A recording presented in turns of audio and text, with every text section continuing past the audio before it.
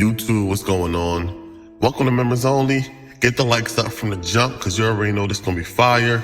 Get involved, hit the comments up. And if you're new, subscribe. Now, it's been a minute since we talked about Fritz. Fritz Simmons, he was a hustler in Harlem back in the day. He was low key. A lot of people haven't heard of him because he was falling back. He wasn't flashy. And a lot of people will hop in the comments and say, I never heard of this person. Well, that's a good thing you never heard of him. Now, Fritz, at one point he was getting about 1,600 keys a month. And I don't like using numbers, but sometimes you gotta use these numbers just to get the point across. There's a lot of exaggeration going on when it comes to these stories. Like, you have to give a crazy number. So, Fritz, man, he was the man back in the day. He dealt with a lot of heavyweights. He dealt with Rich Porter. He refused to deal with Uphold because Uphold was just doing too much. See, a guy like Fritz, he was very important. He was creating bosses overnight. He made more millionaires than Lotto did, and that was real shit. So he'll change your life overnight. Like, dealing with Fritz, it was quite life-changing. He stayed to himself. He was dealing with some good heavyweights, but just like I said, he refused to deal with everyone. But even if you're moving like Fritz, of course, the snakes, the confidential informants, they're hard to avoid, man. It's just a part of the game. See, with these stories, you could kind of connect the dots. These stories could connect to each other, in some way. When you talk about Harlem in the mid-'80s, the late '80s, early '90s, this was around the time Harlem was crazy. There was a lot of weird shit going on. And not just the crime alone that was going on in the streets that was just making stuff hot, but there was a lot of stuff involving kids. And we're going to circle back to that because that was one of the main reasons why it was hot out there. But anyway, Fritz Simmons, he moved different. He wasn't flashy. He kept his money. He kept his power to himself. So a lot of guys wanted to deal with Fritz. A lot of guys didn't even know he was the plug at first because he wasn't flashy. You'll see him, he's dressed regular, ashy knuckles, no haircut. A lot of guys would stand on the block with Fritz standing right there in front of them, not knowing that the product that they're moving was his. They didn't even know he was the plug. And when you're playing the game at a high level like Fritz, that's just how you move. He had good relationships with the Italians. He had connections going across Chinatown. He was just respected across the board. Now, just like I said, his pickup and drop-offs, he was a little, swifty with it. He would do certain things, switch a lot of cars. He would use dummy cars that he would park in parking lots, and he'd stash money in them. So yes, he had cars that looked abandoned, just sitting in parking lots and sitting on the block. And he would stash his money, he would stash his work, and probably some guns or, no telling whatever he was stashing. But yeah, I know for sure he was stashing money and work. It was a confidential informant that was doing business with Fritz. He was really connected to all the major players in Harlem. Yeah, he was one of those popular heavyweights that was out in Harlem, but he gave the cops a tip. And the one thing about this is, Fritz, he wasn't followed. He wouldn't know if he's followed or not because he used to play his rearview mirrors a lot.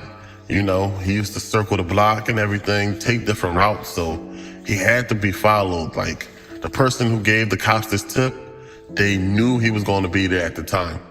And it was like they was waiting for him because as soon as he pulled up, they just came out of nowhere.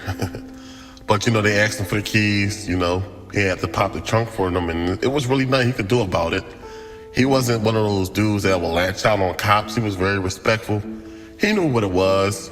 When the cops went inside the trunk, they didn't expect that amount of money to be in there. They expected some money, but man, damn near $1 million in there. Man, they hit the jackpot. And he knew what was in there. But the informant didn't know how much. He knew it was a good amount. And the cops took it all, man. They just left him. They gave him the keys, and they just left him. And then he was just like, damn, I gotta switch a lot of things up. But the thing is, he took $1 million loss, and it didn't even hurt him. He didn't flinch not once. I mean, a loss is a loss, but goddamn, it's like he was taking those type of losses. That tells you right there the type of money he was seeing. Because he had cops on payroll. But the type of guy Fritz was, no matter what situation, he's calm, cool, collective. He was respectful. He sat there, smirked. Instead of snapping on the police, he was just in his head, just thinking about how could this happen? I gotta start moving smarter. Damn. And then he would just, he's staring into the police faces to see if they look familiar, trying to memorize the faces to see if he could do something about this. So, because he did have cops on payroll. So, you know, that's the type of thoughts that's going through a boss head when he's taking a loss. He said, yo, somebody have something to do with this. And that was that. Just like I said, around this time, it was crazy. It was an informant that was just connected to these heavyweights that were just telling shit. A lot of guys was getting their stashes taken. Like you got Rich Porter. This was around the time Rich Porter, little brother, was kidnapped.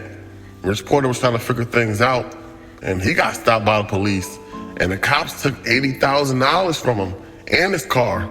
So it's not a coincidence that all of this is happening around the same time. And come on now, you gotta connect the dots. You know, Fritz, he loses $1 million to the cops.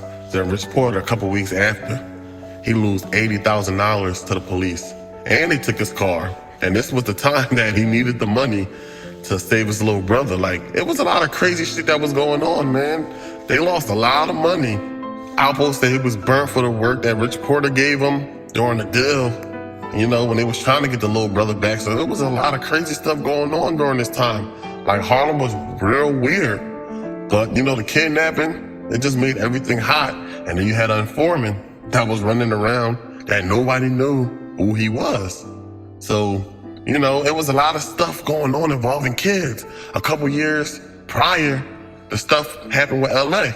You know, LA was shot. He was probably like, what, 21, 22? But he still was a kid. So you had all these murders involving kids. It was a no-no. And, you know, people were just making it hot for everyone. People was trying to make their money, but, man, you had snitches. You had all types of shit going on. You know, you had people lying, saying Donnell was a part of the streets. You just had a lot of people talking, a lot of goofy stuff happening in the streets. But yeah, man, they took $1 million for Fritz. Some dirty cops. They took the money, and that was it, man. So don't forget, hit the comments, get the likes up. Don't forget, go to members22.com. Cops for fragrance. Y'all take it easy out there. Don't forget to watch my last couple of videos if you missed it.